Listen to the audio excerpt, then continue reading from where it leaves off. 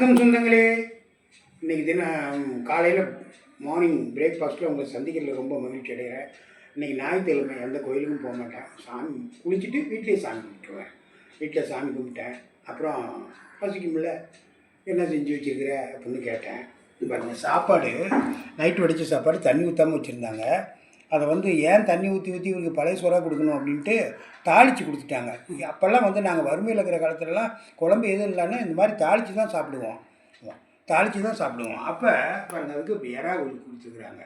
இப்போ தானே இந்த தாளிக்கிற சாப்பாடு fried rice, egg fried rice, அந்த ஃப்ரைட் ரைஸ் பேரை மாற்றிக்கிட்டோம்.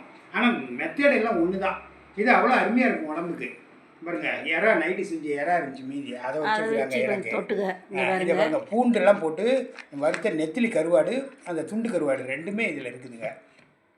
இதுதான் இன்றைக்கி அப்பாவுக்கு பிரேக்ஃபாஸ்ட்டு.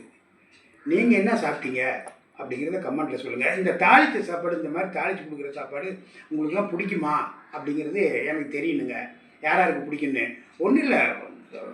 சாப்பாடு தண்ணி ஊற்றாமல் வச்சுருந்தோம்னா போதுங்க. வெங்காயம், கொஞ்சம் தக்காளி, கடுகுளுத்தம் பருப்பு, கடலைப்பருப்பு போட்டுக்கலாம். மிளகா, வரமிளகா சும்மா ஒரு 2 மிளகாயை பிச்சு போட்டுக்கணும். கருவேப்பிலை, இவ்வளோ தான். நல்லா அது போட்டு வணக்கின வாட்டி சாப்பாடு எடுத்து உதிரியாக பண்ணி அதை எடுத்து அதில் கொட்டி நல்லா பெரட்டுங்க. பெரட்டினதுக்கப்புறம் மஞ்சத்தூள் கொஞ்சம் போடணுங்க. மஞ்சத்தூள் போட்டு நல்ல பிறகு, மஞ்சத்தூள்லாம் இப்போ போட்டுறாதீங்க, முன்னாடியே அந்த மிளகாலாம் வணக்கிறோமே அப்பயே மஞ்சத்தூள் போட்டுடணும். போட்டு உப்பும் அப்பயே போட்டுடணும். போட்டு அதுக்கப்புறம் அந்த சாப்பாடு அள்ளி கொட்டி நல்லா இது பண்ண வாட்டி கொத்தமல்லி தழையை தூவி ஒரு 5 நிமிஷம் அப்படியே மூடி வச்சுட்டு எடுத்து வந்தீங்கன்னா அவ்வளோ டேஸ்ட்டாக இருக்கும். குழம்பே இதுக்கு தேவையில்லை, அவ்வளோ அருமையாக இருக்கும். இதுதான் இன்றைக்கி அப்பாவுக்கு. உங்களுக்கு யாராருக்கு பிடிக்குங்கிறத கமெண்ட்டில் சொல்லுங்கள். 11 மணிக்கு தினம் ஒரு தகவல் உங்களை சந்திக்கிறேன். பாய்.